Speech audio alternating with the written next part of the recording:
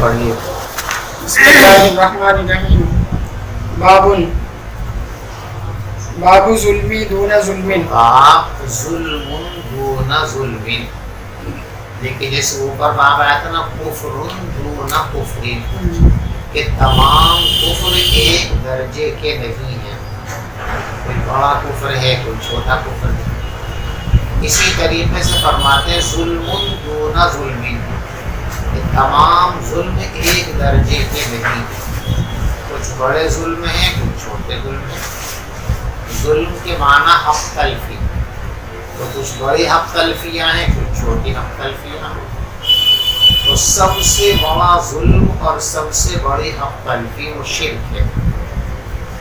شرک میں اللہ تعالیٰ کی حق تلفی ہو رہی ہے اس لیے کہ اللہ کا ہے کہ اس کو معبود مانا جائے، ان کی عبادت کی جائے، ان کے سامنے جھکا جائے.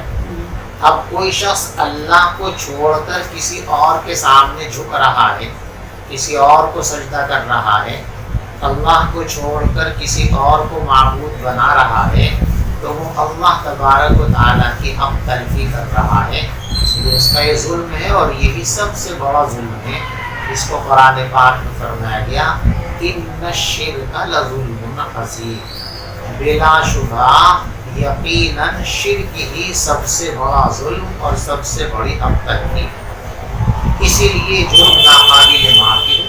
ان اللہ لا یغفر ان یشرک بہ، اللہ تبارک و تعالیٰ شرک کو کسی صورت بھی معاف نہیں فرمائے.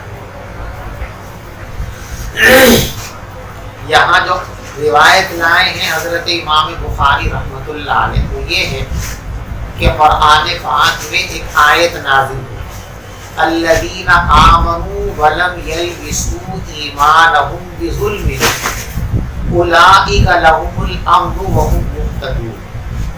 وہ لوگ جو ایمان لے آئے ولم یلبسوا ایمانہم بظلم، اور انہوں نے اپنے ایمان میں ظلم کی آمیزش نہیں کی، کوئی حق تلفی نہیں کی. اولئک لهم الامن، یہی وہ لوگ ہیں کہ ان کے لیے امن ہے، اور یہی لوگ ہیں جو ہدایت یافتہ ہیں. تو جو آدمی ایمان لانے کے بعد اس میں ظلم کی آمیزش نہ کرے، اس کے لیے آیت کریمہ میں دو وعدے کیے گئے کہ ایک تو وہ معمون رہے گا عذاب سے، اور دوسرا یہ کہ اس کو ہدایت کی سند کے وہ ہدایت یافتہ ہے. اولئک لهم الامن وهم مہتدون. جب یہ آیت کریمہ نازل ہوئی کہ امن اور ہدایت اس کے لیے ہے جو اپنے ایمان کے ساتھ ظلم کی آمیزش نہ کرے، تو صحابہ کرام کو یہ آیت کریمہ سن کر بڑا گھبرائے اور ان پر یہ بات بڑی شاق گزری، اور انہوں نے پیغمبر علیہ السلام سے آ کر اپنا مدعا عرض کیا کہ حضرت ایسا تو کوئی انسان نہیں ہے جس نے کوئی حق تلفی نہ کی ہو. کتنا ہی آدمی احتیاط کرے چھوٹی موٹی کوئی نہ کوئی حق تلفی تو ہو ہی جاتی ہے، اور حق تلفی کی آمیزش پر نہ امن ملے گا نہ ہدایت ملے گی، تو ہم تو سب خسارے کا شکار ہو گئے. اس معیار پر تو کوئی بھی پورا نہیں اترنے کا. تو آپ نے فرمایا کہ جیسا تم سمجھ رہے ہو ویسا نہیں. یہاں عام ظلم اور عام حق تلفی مراد نہیں ہے، بلکہ ظلم اور حق تلفی کا جو سب سے بڑا مصداق ہے یعنی شرک، وہ یہاں پر مراد ہے، جیسے کہ سورہ لقمان میں ہے ان الشرک لظلم عظیم. باب ظلم دون ظلم، ظلم برابر نہیں ہے، کچھ چھوٹے ہیں کچھ بڑے ہیں. وبه قال حدثنا ابو الولید قال حدثنا شعبہ قال وحدثني بشر قال حدثنا محمد عن شعبة عن سليمان عن ابراہیم عن علقمہ عن عبد الله ابن مسعود رضی اللہ تعالی عنہ لما نزلت الذین آمنوا ولم يلبسوا ایمانهم بظلم، جب یہ آیت کریمہ نازل ہوئی وہ لوگ جو ایمان لے آئے اور انہوں نے اپنے ایمان میں ظلم کی آمیزش نہیں کی. قال اصحاب رسول اللہ، تو پیغمبر علیہ السلام کے صحابہ یوں کہنے لگے اینا لم یظلم، ایسا ہم نے کون ہے جس نے کوئی حق تلفی نہ کی ہو؟ فانزل اللہ عز وجل، تو اللہ تبارک و تعالی نے یہ آیت کریمہ نازل فرمائی، ان الشرک لظلم عظیم، شرک ہی یقیناً سب سے بڑا ظلم ہے۔ دیکھو یہ آیت کریمہ اس سوال کے موقع پر نازل نہیں ہوئی تھی۔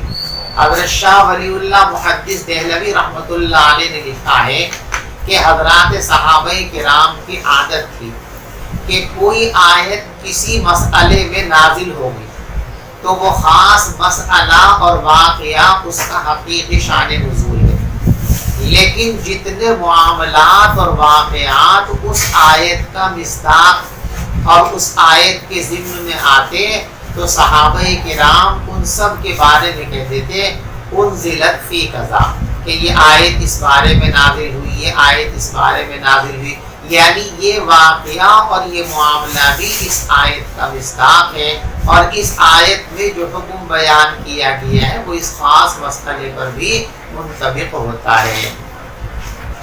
پڑھیے باب علامات المنافقین۔ وبه قال حدثنا سليمان أبو الربيع قال حدثنا إسماعيل بن جعفر قال حدثنا نافع بن مالك بن أبي عامر أبو سهيل عن أبيه عن أبي هريرة عن النبي صلى الله عليه وسلم قال آية المنافق ثلاث إذا حدث كذب وإذا وعد خلف وإذا اؤتمن خان۔ دیکھیے حضور پاک صلی اللہ علیہ وسلم کے زمانے میں تین طرح کے لوگ تھے۔ ایک وہ لوگ جو سچے دل سے رسول پاک صلی اللہ علیہ وسلم کو اللہ کا نبی مان چکے تھے اور ایمان قبول کر چکے تھے۔ دوسرا طبقہ وہ تھا جنہوں نے کھلم کھلا حضور پاک صلی اللہ علیہ وسلم کو رسول ماننے سے انکار کر دیا تھا۔ تیسرا طبقہ وہ تھا کہ جو دل سے رسول پاک صلی اللہ علیہ وسلم کی رسالت کو تسلیم نہیں کر رہے تھے اور نہ ہی آپ کو نبی مان رہے تھے، لیکن بزدلی کی وجہ سے یا دنیاوی مفاد کے لالچ میں ان میں اتنی جرأت اور ہمت نہیں تھی کہ وہ صاف طور پر یہ کہہ دیں کہ ہم آپ کو رسول نہیں مانتے۔ تو دل سے نہیں مانتے تھے لیکن آپ کے پاس آ کر کہتے تھے کہ ہم آپ کو اللہ کا رسول مانتے ہیں، ہم آپ پر ایمان رکھتے ہیں، لیکن ان کی یہ بات جھوٹی تھی۔ قرآن پاک میں اس کا ذکر ہے اذا جاءک المنافقون قالوا نشهد انک لرسول اللہ۔ جب منافقین آپ کے پاس آتے ہیں تو یوں کہتے ہیں کہ ہم اس بات کی گواہی دیتے ہیں کہ آپ اللہ کے رسول ہیں۔ فرمایا کہ اللہ اچھی طرح جانتا ہے کہ آپ رسول ہیں، لیکن اللہ یہ بھی کہتا واللہ یشہد ان المنافقین لکاذبون، اللہ اس بات کی گواہی دیتے ہیں کہ منافقین اپنے اس دعوے ایمانی کے اندر جھوٹے ہیں، یعنی وہ دل سے اس بات کا اقرار نہیں کرتے، اس کو تسلیم نہیں کرتے۔ تو یہ منافقین کا طبقہ تھا۔ ان تینوں طبقوں کا ذکر سورہ بقرہ کے اندر ہے۔ پہلے ایمان والوں کا ذکر ہے، آگے وَمِنَ النَّاسِ مَن يَقُولُ آمَنَّا بِاللَّهِ وَبِالْيَوْمِ الْآخِرِ۔ ایک طبقہ وہ ہے کہ جو یوں کہتا ہے کہ ہم اللہ پر ایمان لائے اور اللہ کی طرف سے جو کچھ نازل کیا گیا اس پر بھی ایمان لائے، لیکن وَمَا هُمْ بِمُؤْمِنِينَ، یہ حقیقت میں ایمان والے، یہ منافقین کا تذکرہ ہے۔ اس سے پہلے ان الذین کفروا سواء علیہم اانذرتهم ام لم تنذرهم لا یؤمنون، یہ کھلے کافروں کا تذکرہ، اس سے پہلے ایمان والوں کا تذکرہ۔ تو ان تین طبقوں کا ذکر سورہ بقرہ کے اس رکوع کے اندر ہے۔ تو تین طرح کے لوگ پیغمبر علیہ السلام کے زمانے میں پائے جاتے تھے، کھلم کھلا کفر کرنے والے، سچے دل سے ایمان لانے والے، اور تیسرا طبقہ بین بین کہ دل میں کفر چھپائے ہوئے اور زبان پر ایمان کا کلمہ رکھنے والے۔ تو اس زمانے کے اندر یہ کافر تھے، یہ ہے کفر نفاق اعتقادی، اور یہ کفر کی بدترین شکل ہے، اسی لیے ان کی سزا بیان کی گئی ان المنافقین فی الدرک الاسفل من النار، کہ منافقین کو جہنم کے سب سے نچلے طبقے کے اندر پھینکا جائے گا۔ اللہ ہم سب کی حفاظت فرمائے۔ آپ سمجھ میں آگے؟ تو یہ جو منافقین ہیں، ان منافقین کی کچھ خاص خاصیتیں ہیں۔ ان میں جھوٹ پایا جاتا ہے، ان میں خیانت پائی جاتی ہے، ان میں وعدہ خلافی پائی جاتی ہے، یعنی منافقین میں تمام گری ہوئی حرکتیں پائی جاتی ہیں۔ کبھی کبھی ایسا ہوتا ہے کہ انسان عملاً حقیقتاً جس طبقے میں شامل نہیں ہوتا، کبھی کبھی وہ اس طبقے کی کچھ باتیں اختیار کر لیتا ہے، جیسے اس زمانے کے اندر ایمان والوں کا حال ہے کہ الحمدللہ یہ عیسائی نہیں ہے، الحمدللہ یہ یہودی نہیں ہے، الحمدللہ یہ مشرک اور کافر بھی نہیں ہے، لیکن یہود و نصارہ کا جو تمدن اور تہذیب ہے، یہود کی جو تہذیب اور تمدن ہے، ان چیزوں کو آج کا مسلمان فالو کر رہا ہے۔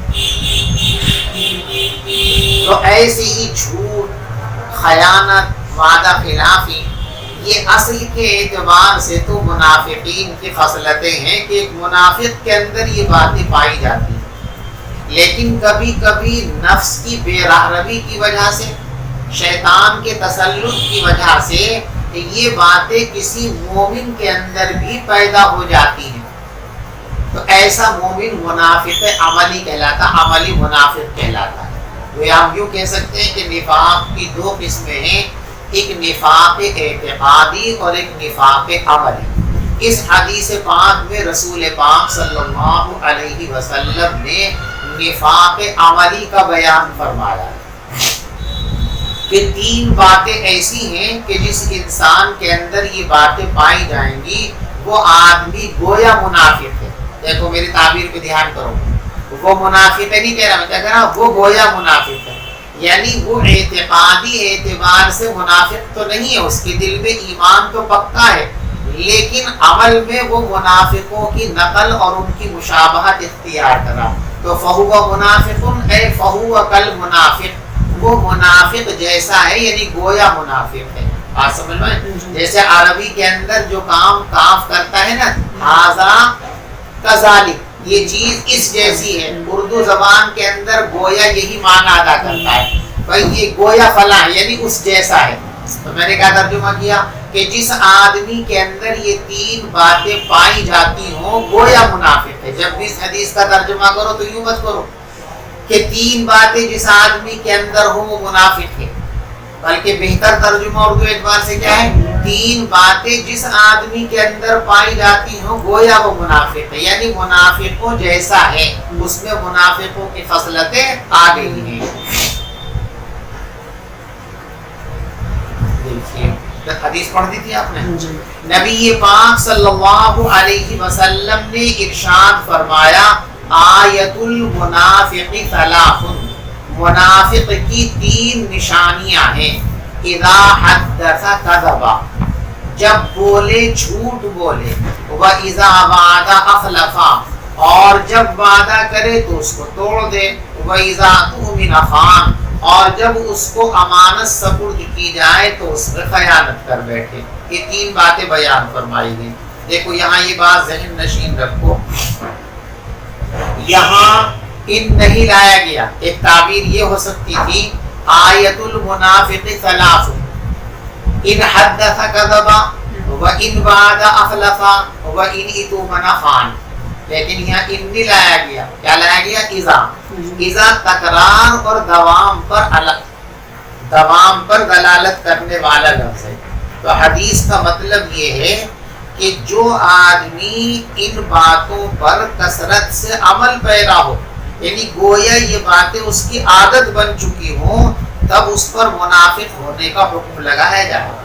اگر کوئی پکا سچا نیک مومن کبھی اتفاقاً اس سے جھوٹ سرزد ہو جائے، کبھی اتفاقاً اس سے خیانت سرزد ہو جائے، کبھی اتفاق سے وہ وعدہ توڑ دے، تو کبھی کبھار ان کاموں میں سے کوئی کام ہو جانے کی بنیاد پر منافق عملی ہونے کا حکم نہیں لگایا گیا.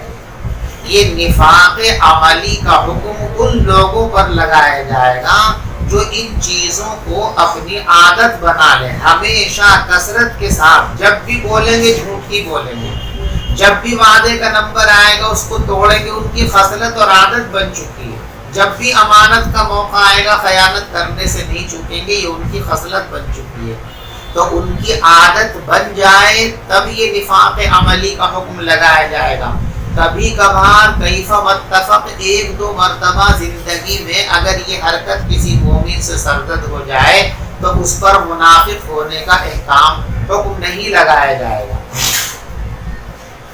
ثلاث اذا حدث کذب, تین چیزیں منافق کی علامت ہے. نمبر ایک, جب بولے جھوٹ بولے, اور جب وعدہ کرے اس کو توڑ دے, اور جب امانت سپرد کی جائے تو خیانت کرے. وبه قال حدثنا أبيصة بن عقبة قال حدثنا سفيان عن الأعمش عن عبد الله بن مرة عن مسروق عن عبد الله بن عمرو أن النبي صلى الله عليه وسلم قال أربع من كن فيه كان منافقا خالصا ومن كانت فيه خصلة منهن كانت فيه خصلة من النفاق حتى يدعها. اذا تؤمن خان, واذا حدث كذب, واذا عاهد غدر, واذا خاصم فجر. دیکھو پہلے تین کہا اب چار کہا, اس میں کوئی اشکال کی بات نہیں ہے, اس لیے کہ پیغمبر علیہ السلام پر احکام تدریجاً آئے ہیں. پہلے تین باتوں کی وحی آپ کے پاس آئی, آپ نے امت کے سامنے اس کو بیان فرما دیا, پھر چوتھی بات آ گئی تو اس کو بھی بیان فرما دیا.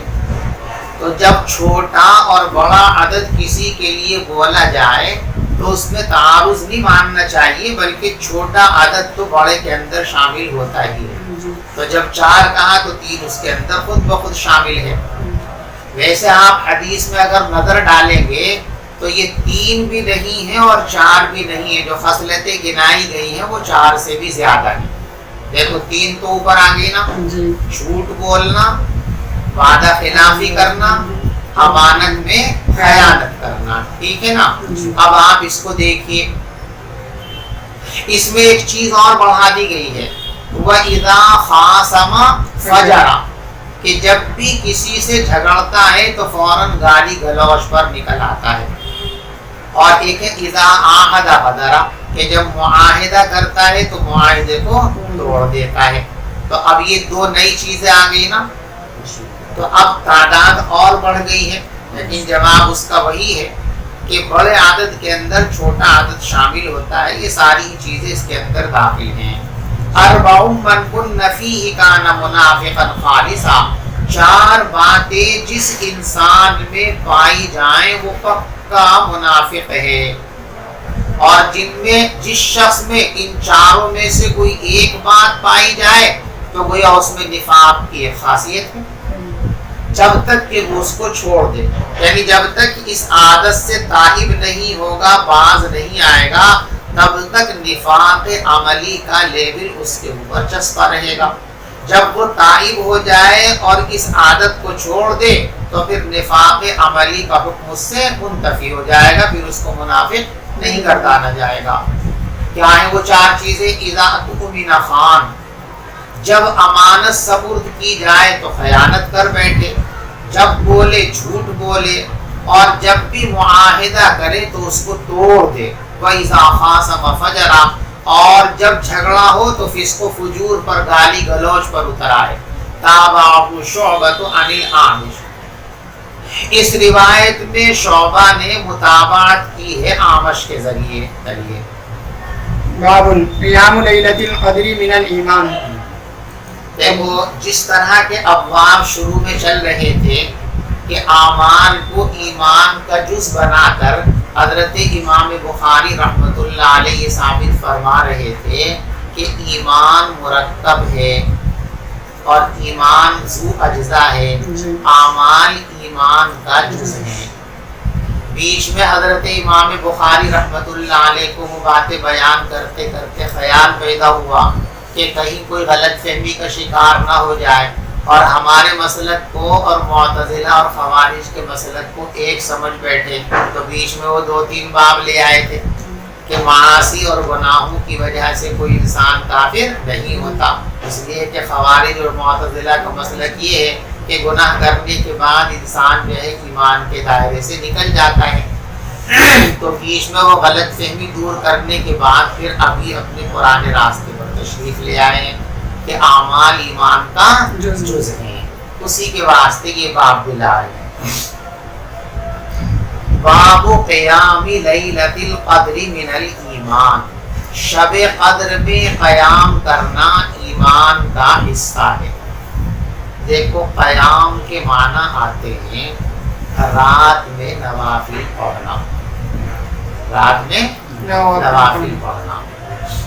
ایک لفظ ہے احیاء اللیل اور ایک ہے قیام اللیل، دونوں کا مفہوم علیحدہ علیحدہ ہے، اس کو آپ سمجھیں۔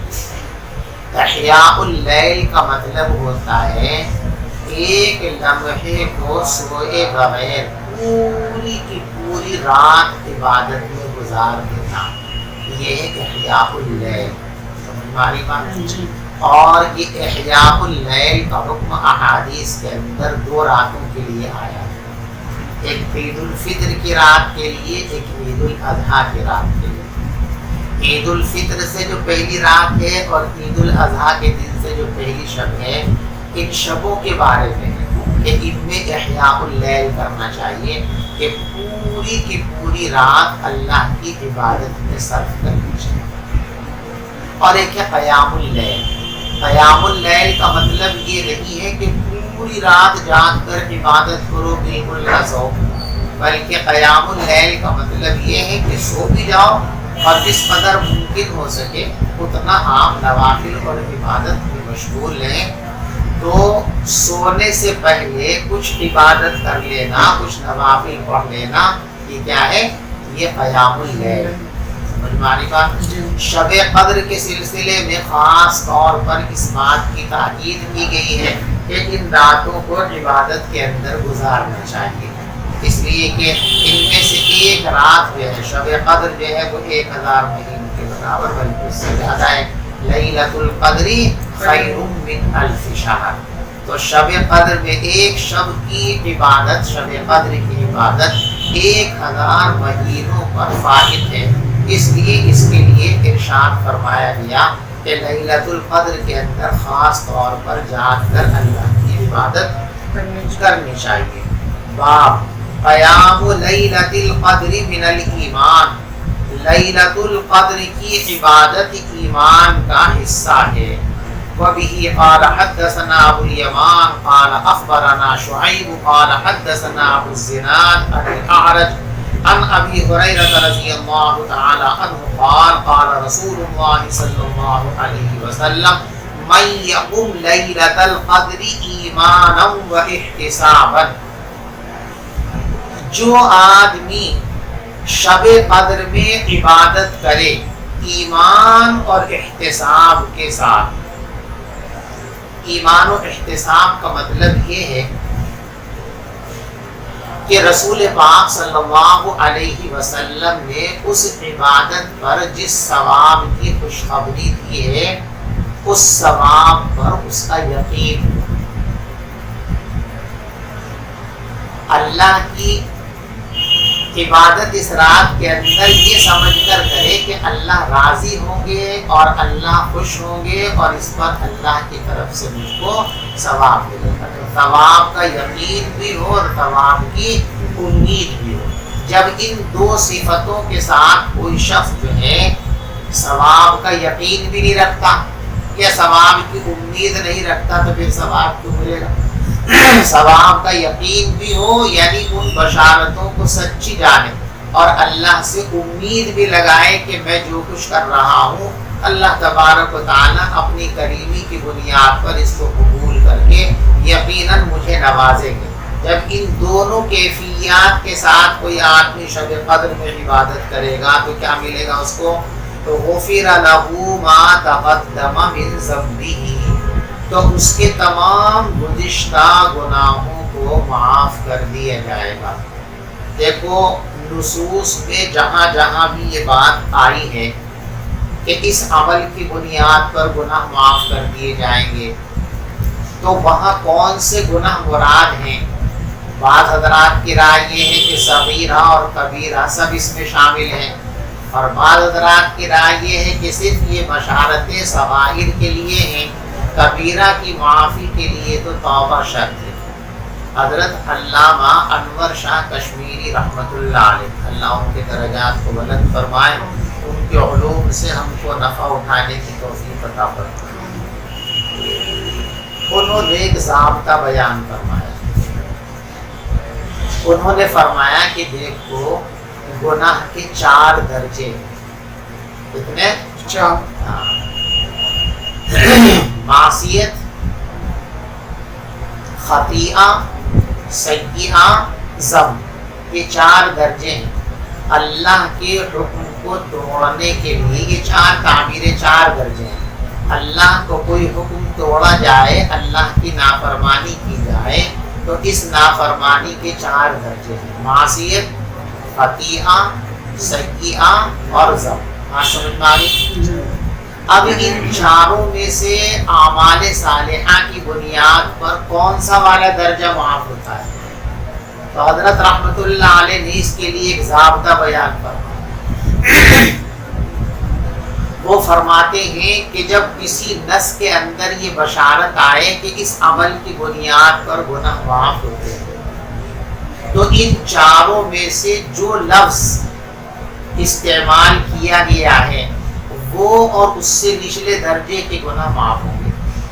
مثلا لفظ ذنب آیا تو بس ذنب معاف ہوں گے، اس سے اوپر کے معاف نہیں ہوں گے۔ یا مثال کے طور پر جو ہے سیئہ لفظ آیا تو سیئہ یہ ذنب سے اوپر کے درجے کی چیز ہے، تو سیئہ کے درجے کے جو گناہ ہے وہ معاف ہو جائیں گے، اور اس سے نیچے ذنب کے درجے میں جو آتے وہ معاف ہو جائیں گے۔ یا مثال کے طور پر یوں ہے کہ خطا معاف ہو جائیں گے، بات ہوتی ہے خطا کے لفظ ہے نا، تو اب خطیئہ سے نیچے 2 درجے ہیں، سیئہ اور ذنب۔ لہذا اگر کسی نص کے اندر، کسی حدیث کے اندر یہ آیا ہے کہ اس عمل کی بنیاد پر خطیئہ معاف کر دیے جائیں گے، تو خطایا معاف کرنے کا لفظ جن روایتوں کے اندر ہے، اس کا مطلب یہ ہے کہ اس عمل کی بنیاد پر 3 طرح کے گناہ معاف کر دیے جائیں گے۔ جتنے گناہ خطیئہ کے درجے کے ہیں وہ معاف کر دیے جائیں گے، جتنے سیئہ کے ہیں وہ معاف کر دیے جائیں گے، جتنے ذنب کے درجے کے ہیں وہ معاف کر دیے جائیں گے۔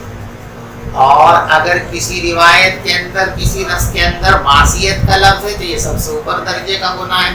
تو اس کا مطلب یہ ہے کہ جس طرح کے بھی اور جتنے بھی گناہ ہوں گے وہ سب کے سب معاف کر دیے جائیں گے۔ سمجھ میں آ رہی؟ تو معصیت کے، اللہ کے حکم کو توڑنے کے یہ 4 درجے ہیں۔ اب کون سا معاف ہوگا؟ نص کے اندر ان 4 میں سے جو لفظ استعمال کیا گیا ہے اس درجے کے گناہ اور اس سے نچلے درجے کے سارے گناہ معاف کر دیے جائیں گے، اس سے اوپر کے درجے کے معاف نہیں کیے جائیں گے۔ غفر له ما تقدم من ذنبه، تو اس کے تمام گزشتہ گناہ معاف کر دیے جائیں گے۔ چلیے باب الجہاد من الایمان، جہاد ایمان کا حصہ ہے۔ استدلال وہی ہے کہ جب جہاد ایمان کا جز ہے تو معلوم ہوا کہ ایمان مرکب ہے۔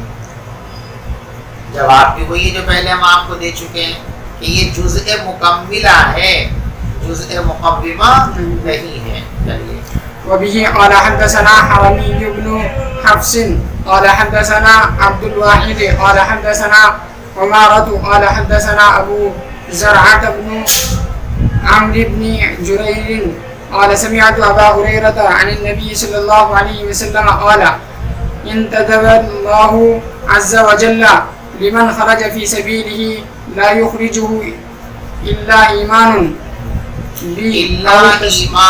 بي أو تصديق برسلي أن أرجعه بما نال من أجر أو غنيمة أو أدخله الجنة ولولا أن أشق على أمتي ما فعلت خلف سریة ولوددت انی اقتل فی سبیل اللہ ثم احیا ثم اقتل ثم احیا ثم اقتل او کما قال۔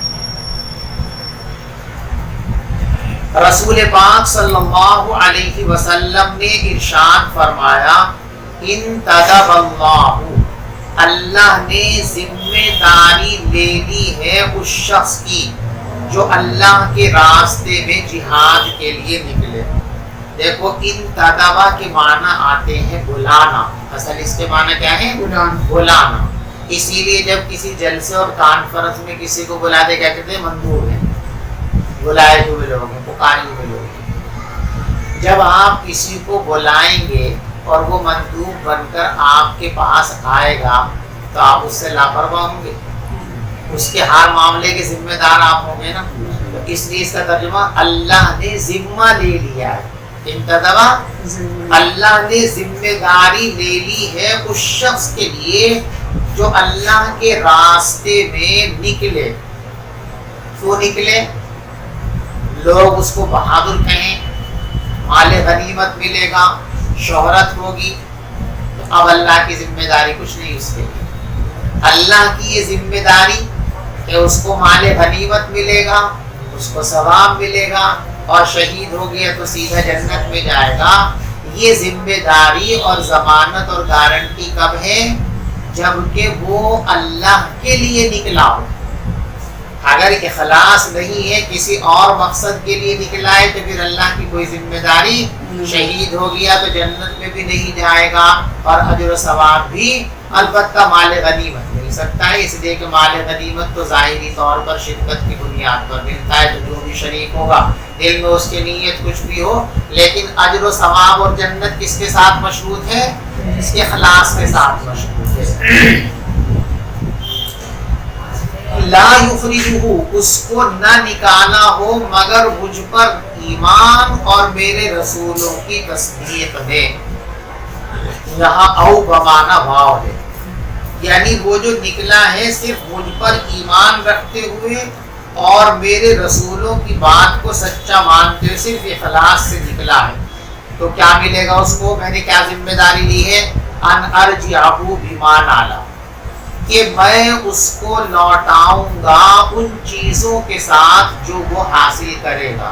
کیا حاصل کرے گا؟ وہ تین چیزیں، من اجر، ثواب، یا پھر غنیمت، یا یہ کہ میں اس کو جنت کے اندر داخل کر دوں گا۔ آگے حضور پاک صلی اللہ علیہ وسلم نے جہاد کی اہمیت بیان کرتے ہوئے فرمایا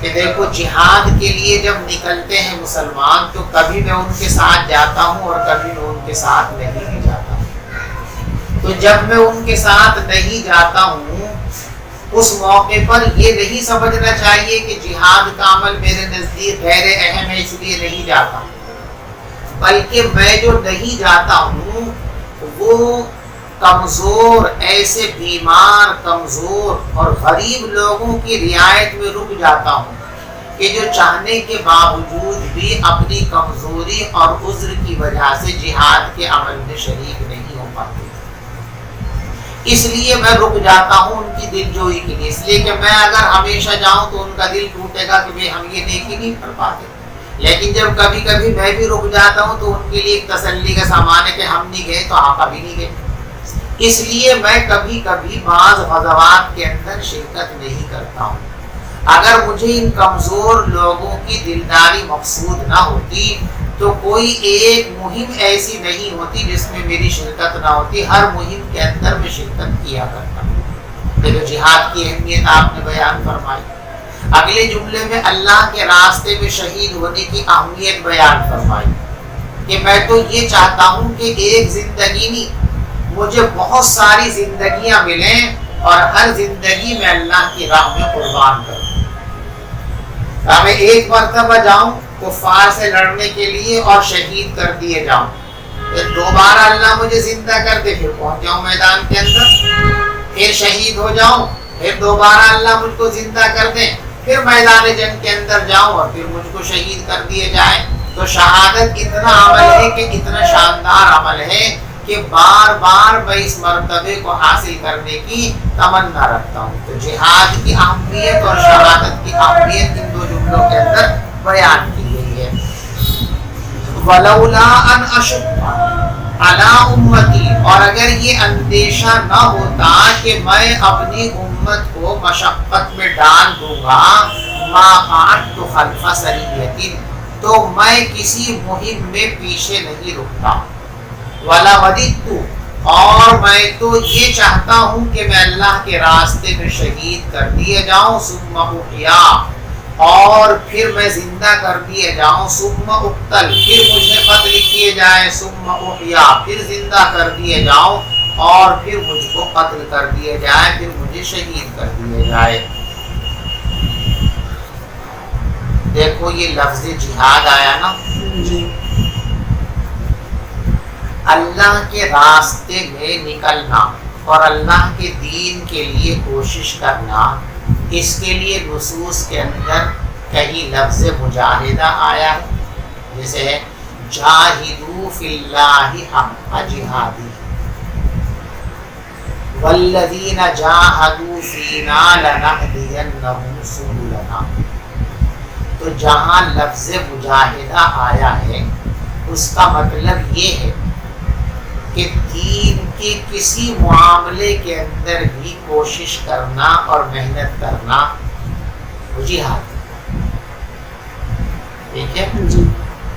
اور جہاں خاص طور سے لفظ جہاد آیا ہے نصوص کے اندر، تو اس لفظ جہاد سے خاص معنی مراد ہے قتال مع الکفار، دین کی راہ میں روڑے اٹکانے والے کافروں سے مقابلہ کرنا. یہ بالکل ایک خاص مفہوم ہے. بعض لوگوں نے اپنے کاموں کو جہاد فی سبیل اللہ کا مصداق بنا لیا، اور جہاد فی سبیل اللہ کے لیے جتنی نصوص تھی ان سب کو اپنے کام پر منطبق کر دیا. یہ غلط بات ہے. جہاد فی سبیل اللہ کا لفظ جہاں جہاں نصوص کے اندر آیا ہے تو اس سے خاص معنی مراد ہے کیا؟ دین کی راہ میں روڑا بننے والے کفار و مشرکین کا مقابلہ کرنا. یہ خاص عمل ہے. کوئی عمل اس کے لیے اس کو کسی دوسرے عمل پر چسپاں نہیں کیا جا سکتا. البتہ دوسرے اعمال کو اس سے ملحق کیا جا سکتا ہے. جیسے حضور پاک صلی اللہ علیہ وسلم نے طالب علم کو مجاہد سے ملحق کیا. حدیث پاک میں ہے کہ جو شخص اپنے گھر سے من خرج فی طلب العلم فهو فی سبیل اللہ حتی یرجع کما قال، کہ جو آدمی حصول علم کے لیے اپنے گھر سے نکل گیا تو وہ اللہ کے راستے میں ہے جب تک گھر لوٹ کر کے واپس آئے. تو یہاں طالب علم کو مجاہد کے ساتھ ملحق کیا گیا. تو اس طرح بہت سے دینی کاموں کو علت کے اشتراک کی بنیاد پر ملحق تو کر سکتے ہیں. یعنی یہ تو کہہ سکتے ہیں کہ بھئی جو ثواب جہاد فی سبیل اللہ کے اندر اللہ نے رکھا ہے، اللہ تبارک و تعالیٰ اپنے فضل کی بنیاد پر ان کاموں کی اہمیت اور نفع کی بنیاد پر ان کاموں پر بھی یہ اجر دے سکتے ہیں. یہاں تک تو درست ہے. لیکن جہاد فی سبیل اللہ کی نصوص کو یہ کہنا کہ ان نصوص کا مصداق ہمارا یہ کام ہے، یہ غلط طریقہ ہے. ایسا نہیں کرنا چاہیے. جو لوگ ایسا کرتے ہیں وہ غلط کرتے ہیں. بات سمجھ میں آ رہی؟ جیسے مثال کے طور پر جماعت کا کام ہے. جماعت کے کام کو جہاد کے ساتھ ملحق تو کر سکتے ہیں. یعنی یہ کہہ سکتے ہیں کہ بھی وہاں بھی فروغ دین مراد ہے، یہاں بھی فروغ دین مراد ہے. تو اللہ کی ذات سے یہ امید رکھنی چاہیے کہ اللہ تبارک و تعالیٰ اپنے فضل سے ان لوگوں کی مجاہدین جیسا ثواب مرحمت فرما سکتے ہیں. میں نے پیچھے ایک چھوٹا سا رسالہ لکھا تھا تبلیغ دعوت و تبلیغ کے نام سے، اس میں نے اس کی وضاحت کی ہے. تو ملحق تو کر سکتے ہیں، لیکن یہ کہنا کہ ان نصوص کا مصداق ہمارا یہ کام ہے، یہ نصوص کے اندر ایک درجے کی زیادتی اور ایک درجے کی تحریف ہے، اس سے گریز کرنا چاہیے۔ بات سمجھ شریف چاہیے، چلیے آگے۔ باب تطوع قیام رمضان من الایمان، رمضان کی نفل ایمان کا حصہ ہے۔ دیکھو حضور پاک صلی اللہ علیہ وسلم رات کے اندر ایک نماز تو وہ پڑھا کرتے تھے جو 12 مہینے کی نماز ہے، جس کو تہجد کی نماز کہتے ہیں۔ حضرت عائشہ صدیقہ رضی اللہ تعالیٰ عنہ جس کے بارے میں ارشاد فرماتی ہیں کہ حضور پاک صلی اللہ علیہ وسلم رات میں 11 رکعت نماز پڑھا کرتے تھے، رمضان میں بھی اور غیر رمضان میں بھی۔ رمضان میں بھی 11 رکعت پڑھتے تھے اور غیر رمضان میں بھی 11 رکعت پڑھتے تھے، جن میں سے 8 رکعت تہجد کی ہوتی تھی اور 3 رکعت وتر ہوا کرتی تھی۔ سمجھ میں آ رہی بات؟ یہ تو آپ کا 12 مہینے کا معمول ہے، جس کو آپ کبھی بھی ترک نہیں فرماتے تھے، نہ سفر میں اور نہ حضر میں۔ حضر میں گھر پہ رہ کر رسول پاک صلی اللہ علیہ وسلم مصلی پر باقاعدہ تہجد کی نماز پڑھا کرتے تھے، اور سفر میں بھی آپ تہجد قضا نہیں فرماتے تھے۔ اس طرف سے لوگ غفلت کا شکار ہیں۔ حضور پاک صلی اللہ علیہ وسلم جس طرح حضر کے اندر تہجد کا اہتمام فرماتے تھے، اسی طریقے سے سفر میں بھی آپ تہجد کا اہتمام فرماتے تھے۔ اس کا ذکر کہاں ہے؟ اس کا ذکر قیام اللیل اور تہجد کے نام سے نہیں آپ کو ملے گا۔ سفر کے حالات کے سلسلے میں یہ روایت آپ بار بار پڑھیں گے، کان یصلی النافلۃ علی الراحلہ، حضور پاک صلی اللہ علیہ وسلم نفل نماز سواری پر بیٹھے بیٹھے پڑھ لیا کرتے تھے۔ اور ایک روایت میں یہ بھی ہے کہ نفل تو پڑھتے رہتے تھے اس پہ، اور جب وتر کا وقت آتا تو آپ سواری سے اترتے تھے اور پھر وتر زمین پر کھڑے ہو کر پڑھ لیا کرتے تھے۔ تو معلوم ہوا کہ تہجد کی نماز آپ سفر میں بھی اس کا اہتمام فرماتے تھے اور حضر میں بھی اس کا اہتمام فرمایا کرتے تھے۔ تو یہ تو 12 مہینے کا آپ کا معمول ہوا۔ رمضان کا مہینہ آتا تو رمضان کے مہینے میں آپ ایک اور خاص معمول کا اضافہ فرما لیا کرتے تھے۔ تہجد کی نماز تو آپ سو کر اٹھتے تھے تب پڑھتے تھے۔ رمضان میں اس تہجد کی نماز کے علاوہ عشاء کی نماز کے بعد سونے سے پہلے بھی آپ چند نفلیں پڑھا کرتے تھے۔ یہ جو نفلیں ہیں یہی جو ہے قیام رمضان، جس کو بعد میں چل کر تراویح کا نام دیا گیا۔ حضور کے زمانے میں اس کا نام تراویح نہیں تھا، بعد میں تراویح کا نام دیا گیا، اس لیے کہ اس میں معمول یہ تھا صحابہ کرام کا کہ ہر 4 رکعت پر تھوڑا وقفہ کر کے آرام کر کے پھر دوسرے 4 پڑھتے تھے، اس لیے تربیح اس کا نام پڑ گیا۔ اس کو احادیث کے اندر قیام رمضان کے نام سے تعبیر کیا گیا۔ تو یہ قیام رمضان علیحدہ ہے اور تہجد کا معمول علیحدہ ہے۔ بعض لوگ ان دونوں کو خلط ملط کر دیتے ہیں، جس کی وجہ سے غلط معنی پیدا ہو جاتے ہیں۔ اچھی طرح یاد رکھیے کہ ایک ہے آپ کا 12 مہینے کا معمول، اور وہ 12 مہینے کا جو معمول ہے وہ آپ کا سو کر اٹھنے کے بعد نماز پڑھنے کا معمول ہے، جس کو تہجد کی نماز کہتے ہیں، جس کو حدیثوں میں قیام اللیل کے نام سے جانا گیا ہے۔ اور ایک ہے قیام رمضان۔ قیام رمضان یہ تہجد کی نماز سے علیحدہ ایک دوسرا معمول ہے کہ رمضان میں آپ ایک معمول کا اور اضافہ فرماتے تھے کہ سونے سے پہلے عشاء کی نماز کے بعد کچھ رکعت نفلیں پڑھا کرتے تھے اور اس کے بعد آپ آرام فرمایا کرتے تھے۔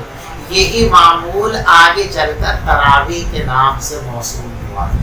تو اب جب قیام رمضان بولا جائے گا تو اس سے مراد کیا ہوگی؟ تراویح کی نماز۔ بات سمجھ میں آ گئی آپ؟ تو دونوں چیزوں کو علیحدہ، قیام اللیل علیحدہ ہے، قیام رمضان علیحدہ ہے۔ وبه قال حدثنا اسماعيل قال حدثني مالك عن ابن شهاب عن حميد بن عبد الرحمن عن ابي هريره ان رسول الله صلى الله عليه وسلم قال من قام رمضان ایمانا واحتسابا غفر له ما تقدم من ذنبه، جو شخص رمضان کی راتوں میں عبادت کرے گا یقین اور ثواب کی امید کے ساتھ، تو اس کے تمام گزشتہ گناہ معاف کر دیے جائیں گے۔ باب صیام رمضان صوم رمضان احتسابا من الایمان، ثواب کی امید کے ساتھ رمضان کا روزہ رکھنا ایمان کا حصہ ہے۔ یہ تو حضرت امام بخاری رحمۃ اللہ علیہ کا وہی استدلال آپ سمجھ جائیے کہ دیکھو روزہ ایک عمل ہے۔ جی بھائی، احتساب کے معنی آتے ہیں ثواب کی امید رکھنا، یعنی اللہ کی رحمت پر بھی یقین ہونا چاہیے۔ بعض لوگ کیا سمجھتے ہیں، ارے بھائی ٹھیک ہے حدیث میں یہ بات بیان تو کی گئی پر ہم اس لائق کہاں بھائی، ایسا نہیں سمجھنا چاہیے۔ اللہ سب کے عمل قبول کرتا ہے، تو حضور کی وہ بشارت سچی ہے۔ حضور نے فرمایا کہ یہ عمل کرو گے تو اللہ تمہارے گناہوں کو معاف کر دے گا۔ اس بشارت کو سچا جاننا یہ ہے ایمان۔ سمجھ میں ایماناً و احتساباً دو لفظ ہے نا، تو جو بشارت نبی پاک صلی اللہ علیہ وسلم نے سنائی ہے اس کو سچا ماننا یہ ایمان ہے۔ اور مجھے بھی یہ دولت ملے گی، میں یہ عمل کروں گا تو مجھے بھی یہ دولت ملے گی، مجھے بھی یہ ثواب ملے گا، میرا یہ عمل رائے گا نہیں جائے گا۔ ان اللہ لا یضیع اجر المحسنین، تو ثواب مجھے بھی ملے گا، ثواب کی امید رکھنا۔ اور بعض حضرات نے احتساب کا ترجمہ کیا ہے اخلاص سے، کہ ایمان تو ہے اس کو، یہ بات بالکل سچی ہے بشارت، لیکن جب وہ اس بشارت والے عمل کو کرتا ہے تو وہ اس لیے کرتا ہے کہ لوگ مجھے بڑے حضرت جی کہیں گے، لوگ مجھے بڑا ذاکر کہیں گے، لوگ مجھے بڑا نفل پڑھنے والا کہیں گے، تو اب احتساب نہیں رہا۔ تو احتساب کا دوسرا مطلب ہے اخلاص، یقین بھی ہو اور عمل کرو تو اخلاص کے ساتھ کرو، ریاکاری کے طور پر کسی اور مقصد کے لیے وہ عمل، تو ایمان و اخلاص اس کا ترجمہ ہم کر سکتے ہیں کہ احتساب کا ترجمہ ثواب کی امید اور دوسرا ترجمہ اخلاص، کہ جو شخص ایمان و اخلاص کے ساتھ رمضان کا روزہ رکھے گا غفر له ما تقدم من ذنبه، اس کے تمام گزشتہ گناہوں کو معاف کر دیا جائے گا۔ ایک یہ مجھے پوچھنا تھا، جی فرمائیں، کہ جہاد کا مطلب کیا ہوتا ہے؟ بہت کنفیوژن رہتی ہے اس شخص ورڈ کو لے کر کے۔ کیا کنفیوژن ہے؟ آپ جیسے مطلب بتائیں، پھر اور بھی سوال ہیں اس کے تعلق سے ایک دو۔ دیکھو جہاد کے لفظی معنی ہے حد درجے کوشش کرنا، آدمی میں جتنی طاقت وسعت ہے کسی کام کو انجام دینے کے لیے اپنی تمام ممکنہ طاقت کو لگا دینا، یہ جہاد کے لفظی معنی ہے۔ قرآن و حدیث کے اندر جہاں لفظ جہاد آیا ہے، اس جہاد کا مطلب یہ ہے کہ جب کفر اور شرک کی طرف سے اسلام کی راہ میں رکاوٹیں کھڑی کی جائیں، فتنے پیدا کیے جائیں، اور ان فتنوں کو راستے سے ہٹانے کے لیے طاقت کے استعمال کے سوا کوئی چارہ کار نہ رہے، کوئی صورت نہ رہے، تو اس وقت ان طاقتوں کے خلاف طاقت کا استعمال کرنا، قوت کا استعمال کرنا، ہتھیاروں کا استعمال کرنا، یہ جہاد ہے۔ جیسے ابھی کے ٹائم پہ بہت سی تنظیمیں ایسی ہیں جو مختلف ناموں سے ہیں اور ایک مسلمان کا حلیہ اختیار کیے ہوئے ہیں، وہ لفظ جہاد کا بھی استعمال کرتے ہیں اپنے یہاں پر اور مجاہد کا بھی استعمال کرتے ہیں، اور ان کے اعمال دیکھے جائیں تو وہ بچوں پر ظلم کرتے ہیں، یعنی کہیں بھی جا کے بم پھوڑ دیتے ہیں، ٹھیک ہے، اور کہیں بھی جا کر کے مستورات کے ساتھ بدتمیزیاں کرتے ہیں، بہت حد تک غلط کام کرتے ہیں ان کے ساتھ، اور وہ اپنے اس عمل کو جہاد کہتے ہیں، تو ان کا یہ کہنا صحیح ہے؟ غلط ہے۔ تو مسلمانوں کو ان کے خلاف کھڑا ہونا چاہیے۔ مسلمانوں نے ہمیشہ اس کی تردید کی ہے، اس کی مخالفت کی ہے، علماء نے ہمیشہ اس کے خلاف فتوی دی ہے۔ دیکھو، دو باتیں ذہن نشین کرو۔ طاقت کا استعمال اسلام کی راہ میں آنے والی رکاوٹوں کے خلاف کرنا، یہ اسلامی جہاد ہے۔ ٹھیک ہے؟ کسی اور مقصد کے لیے کوشش کرنا، اس کو نسبت کے اعتبار سے جہاد آزادی، جہاد فلاں، لیکن اسلامی جہاد، اس کو اچھی طریقے سے یہ بات سمجھ لیجیے کہ اسلامی جہاد صرف اور صرف اس جہاد کا، اس مہم کا نام ہے جو اسلام کی راہ میں روڑے اٹکانے والے اور ایسے بڑے فتنے پیدا کرنے والے کہ اسلام کو ماننے والے اسلام پر عمل کرنے کی صورت ہی ان کے لیے نہ بچے، ایسے مسلح لوگوں کے خلاف ہتھیار اٹھانا، طاقت کا استعمال کرنا، یہ اسلامی جہاد ہے۔ اسلامی جہاد بے راہ روی کا نام نہیں۔ حضور پاک صلی اللہ علیہ وسلم نے خاص طور پر یہ تعلیم دی کہ اگر کسی قوم سے تم کو قتال اور جہاد کی نوبت پیش آ جائے تو ان کے بچوں کو مت مارنا، ان کی عورتوں کو مت مارنا، ان کے ایسے بوڑھے لوگ جو اذکار رفتہ ہیں، ہتھیار نہیں چلا سکتے، لڑنے کے لائق نہیں ہیں، ان کو نہیں مارنا۔ اسی طریقے سے کسی بھی قوم کے وہ مذہبی پیشوا جو جنگی مہم کے اندر شریک نہیں ہیں، وہ اپنے عبادت خانوں میں عبادت میں مصروف ہیں، تو ان کی قوم سے جب مسلمانوں کی جنگ اور جہاد ہو تو ان مذہبی رہنماؤں کو ان کے عبادت خانوں کو بھی نشانہ بنانے کی شریعت نے اجازت نہیں دی۔ عورتوں کو بھی مارنے سے منع فرمایا، نہا عن قتل النساء والصبیان، عورتوں اور بچوں کو قتل کرنے سے منع فرمایا ہے۔ چنانچہ ایک مرتبہ ایک لشکر گیا، ٹھہر گیا ایک لشکر، حضور اپنے قیام گاہ پر تشریف فرمائے تو دیکھا گیا کہ ذرا دور کچھ لوگ بھیڑ لگائے ہوئے کھڑے ہیں۔ آپ نے فرمایا کہ بھئی ذرا دیکھ کے آؤ۔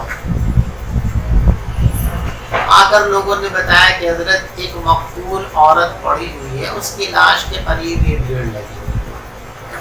تو آپ نے اس پر سخت ترین ناگواری کا اظہار کیا کہ ہمیں عورتوں کو قتل کرنے کی اجازت ہے۔ تو جو لوگ اس طرح جو ہے بچوں کو مارتے ہیں، عورتوں کو مارتے ہیں، بے قصور لوگوں کو مارتے ہیں، ان کا اسلامی جہاد سے کوئی تعلق نہیں۔ دونوں باتیں اچھی طرح ذہن رکھیں۔ اسلامی جہاد اس مہم کا نام ہے جو دین کے راستے میں آنے والی رکاوٹوں کو دور کرنے کے لیے چلائی جاتی ہے، ٹھیک ہے؟ اور اس مہم کے اندر صرف انہی لوگوں کے خلاف کارروائی کرنے کی اجازت ہے جو برسرے پیکار ہوں، جو مسلمانوں کے سامنے ہتھیار اٹھا کر آئے ہیں۔ جو ہتھیار اٹھا نہیں سکتے، بوڑھے اور بچے اور عورتیں جو ہتھیار اٹھانے سے دور ہیں، وہ اپنے رب کی عبادت میں لگے ہو، بھلے ہی وہ غلط کر رہے ہیں، ان کا ان کے خدا کا معاملہ ہے، ایسے لوگوں کے خلاف کوئی کارروائی کرنے کی اجازت اسلامی جہاد کے اندر نہیں ہے۔ تو کہیں بھی دنیا میں کوئی آدمی بے قصور لوگوں کو مارتا ہے، بے گناہ لوگوں کو مارتا ہے، یہ اسلام کا جہاد نہیں ہے، اسلامی جہاد نہیں ہے۔ جو اس کو اسلامی جہاد کا نام دیتے ہیں وہ دراصل اسلام کو بدنام کرتے ہیں۔ بہت سے لوگ تو تعبیر کرتے ہیں کہ جو لوگ بتوں کی پوجا کرتے ہیں انہیں اسلام کہتا ہے کہ مارو۔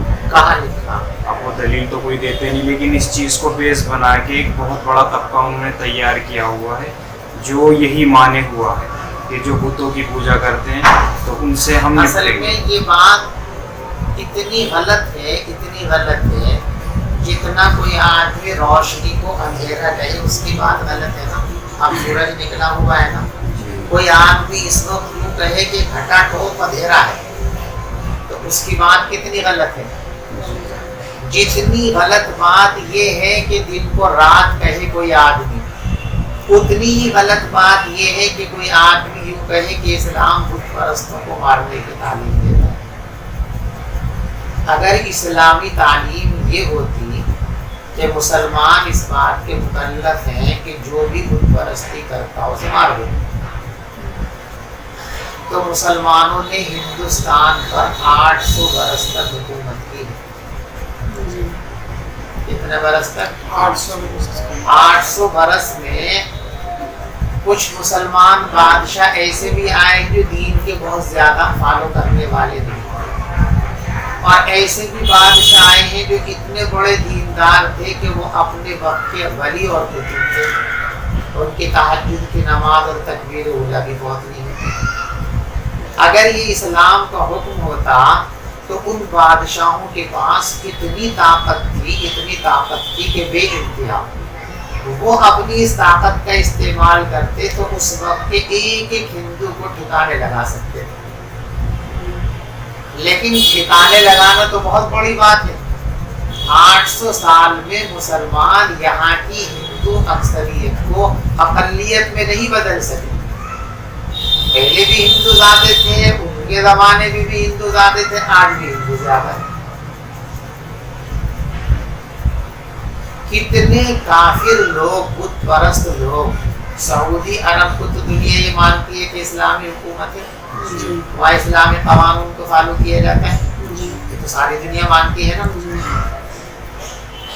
کتنے ہمارے ہندوستان کے ہندو حضرات, ہمارے برادران وطن سعودی عرب کے اندر بڑی بڑی پوسٹوں پر ملازم ہیں, کتنے لوگوں کے جنازہ ہے.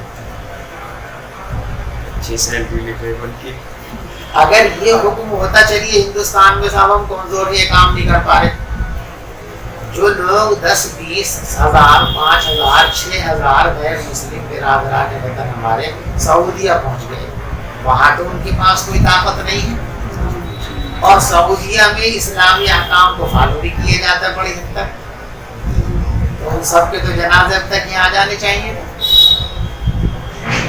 آئے تو اسلام کی ہرگز یہ تعلیم نہیں ہے کہ بت پرستوں کو قتل کیا جائے, ہرگز یہ تعلیم نہیں. جو ایسا کہتا ہے یا تو وہ اسلامی تعلیم سے جاہل ہے یا پھر وہ دشمنی اور حسد کی بنیاد پر اسلامی تعلیم کو بدنام کرنا چاہتا ہے. جہاں قرآن نے یوں کہا کہ قتال کرو, وہاں شرط لگائی قاتلوہم حتی لا یکون فتنہ, کب تک قتال کرو؟ فتنہ جب تک نہ مٹے قتال کرو, یعنی جب تک وہ تمہاری راہ میں رکاوٹ بن رہے تم ان کے خلاف کارروائی کرو. اور قرآن نے کیا کہا؟ قُلْ يَا أَيُّهَا الْكَافِرُونَ لَا أَعْبُدُ مَا تَعْبُدُونَ, اے کفر کرنے والوں یہ تو ہرگز نہیں ہو سکتا کہ میں تمہارا ہمنوا بن جاؤں. لا اعبد ما تعبدون, تم جن چیزوں کی پرستش کرتے ہو میں کبھی ان کی پرستش نہیں کر سکتا. ولا انتم عابدون ما اعبد, اور تم بھی اس خدا کو ماننے کے لیے تیار نہیں جس کی عبادت میں کرتا ہوں. تو اگر یہ حکم ہوتا تو آگے کیا آیت آنی چاہیے تھی, یہ تو اب تیار ہو جاؤ میں تم سب کی گردن قلم کروں گا. لیکن کیا کہا گیا؟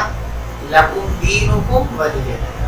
ٹھیک ہے, نہیں مانتے میری بات, تمہاری بات میں نہیں مان سکتا کہ میں کفر کو قبول کر لوں, تمہیں میری بات ماننی چاہیے لیکن تم بھی ماننے کے لیے تیار نہیں ہو تو ٹھیک ہے بھائی, تم اپنی مرضی پہ میں اپنی مرضی. لکم دینکم ولی دین, تمہیں تمہارا طریقہ مبارک, مجھے عمل کرنے کے لیے میرا دین موجود. کیا کہا گیا؟ لکم دینکم, ٹھیک ہے تم اپنے طریقے پر چلو. اگر یہ ہوتا کہ ہر کافر کو ہر بت پرست کو مارنا ضروری ہے تو پھر یہ لکم دینکم ولی دین آتا. قرآن صاف کہتا ہے لا اکراہ فی الدین، دین میں جبر اور زبردستی نہیں ہے. فمن شاء فلیؤمن ومن شاء فلیکفر، اس کا دل مطمئن ہو ایمان قبول کر لے آ جاوے، نہیں چاہتا تو وہ جانے فلیکفر، کفر کر لے، قیامت کے دن فیصلہ ہو جائے. تو قرآن کی آیتیں تو کتنی ساری اس پر دلالت کرتی ہیں کہ جبرن کسی کو مسلمان نہیں بنانا. کیا کہا گیا؟ فمن شاء فلیؤمن ومن شاء فلیکفر، جس کا دل چاہے ایمان قبول کر لے، جس کا دل چاہے. کیا کہا؟ نبی کو بھی تسلی دی، مسلمانوں کی تسلی دی، مانے یا نہ مانے تمہیں اس کی فکر کرنے کی ضرورت نہیں، تمہارا کام پیغام پہنچا دینے کا ہے. کوئی مان لے بہت اچھی بات ہے، نہیں مانتا تو آپ کو زبردستی نہیں کرنے. زبردستی مسلمان بنانا ہماری پالیسی نہیں ہے. اللہ کیا فرماتے ہیں؟ ان نشاء ننزل علیہم من السماء آیہ. اگر ہماری پالیسی یہ ہوتی کہ چاہے نہ چاہے ہر حال میں زبردستی ایمان میں ٹھونسنا، ہم تو قادر مطلق کیا کرتے؟ ان نشاء، اگر ہم یہ چاہتے ننزل علیہم من السماء آیہ، تو ہم آسمان سے ایک ایسی نشانی اتار دیتے فظلت اعناقہم لہا خاضعین، سب جھک جاتے تھے مان لیں. لیکن ہمیں یہ تھوڑی کرانا، ہمیں تو ایمان کی ایک بڑی قیمت دینی ہے جنت کی شکل کے اندر. تو وہ تو اسی کو دیں گے جو چاہے گا، جو نہیں چاہے گا جنت اتنی بیکار چیز ہے کہ زبردستی دیں گے. کیوں دیں گے بھائی؟ ایمان لائے گا تو اسے جنت دیں گے نا ہم. تو کوئی چاہ رہا بھی نہیں تو ہم کیوں دیں گے؟ جو چاہے گا کوشش کرے گا اسے دیں گے، نہیں چاہ رہا تو مت جا، جہنم بنا رکھے ہم ایسے لوگوں کی. تو زبردستی اسلام قبول کرانا یہ اللہ کی پالیسی ہی نہیں ہے. اور اسلام کا کوئی حکم اللہ کی پالیسی کے خلاف کیوں ہو سکتا ہے؟ اللہ کی پالیسی تو آگے نا قرآن میں کیا؟ ان نشاء ننزل علیہم من السماء آیۃ فظلت اعناقہم لہا خاضعین. اگر ہم یہ چاہتے کہ سب کے سب مسلمان بنے تو ہم آسمان سے کوئی بھی ایسی چیز اتار دیتے جس سے ڈر کر خوف زدہ ہو کر یہ سارے کے سارے لوگ جھک جاتے. اور لوگ جھک کے ڈر کے مانتے ہیں، اس کی دلیل موجود ہے. جب یہودیوں نے حضرت موسیٰ علیہ السلام کو پریشان کرنا شروع کیا تو کیا ہے؟ وَإِذْ نَتَقْنَا الْجَبَلَ فَوْقَهُمْ، جب ہم نے پہاڑ ان کے اوپر ایسا کر دیا کہ گرا تو آگے نہ نہیں آ تو موسیٰ مان لیا. اللہ کی یہ پالیسی نہیں ہے کہ زبردستی مسلمان بنایا جائے. جب یہ اللہ کی پالیسی نہیں ہے تو اللہ اس کا حکم اپنے نبی کو کیسے دے سکتے ہیں؟ اور نبی اس بات کا حکم اپنی امت کو کیسے دے سکتے ہیں؟ اللہ کی پالیسی پر آپ کو حکم آ سکتا ہے؟ اس لیے دنیا میں اس سے بڑا کوئی جھوٹ نہیں ہو سکتا کہ یوں کہا جائے کہ اسلام یوں کہتا ہے کہ ہر کافر کو مارو. بالکل اسلام کی تعلیم دیتا ہے. اسلام تو امن کے ساتھ رہنے والے کافروں کو اس کی ضمانت دیتا ہے. مسلمانوں کو کہتا ہے کہ ان کی کھیتی، ان کے باغات، ان کے گھر، ان کے کاروبار کو ٹچ بھی مت کرنا.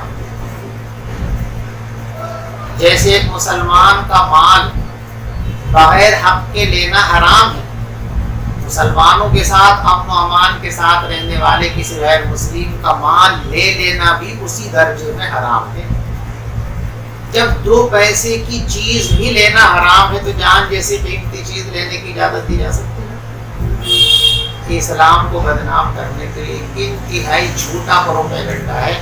دنیا میں اس سے بڑا کوئی جھوٹ نہیں ہو سکتا. جیسے سورج کو اندھیرا کہنا سب سے بڑا جھوٹ ہے، ایسے یہ کہنا کہ اسلام قتل و غارت گری کی تعلیم دیتا ہے یہ بھی اتنا بڑا جھوٹ ہے.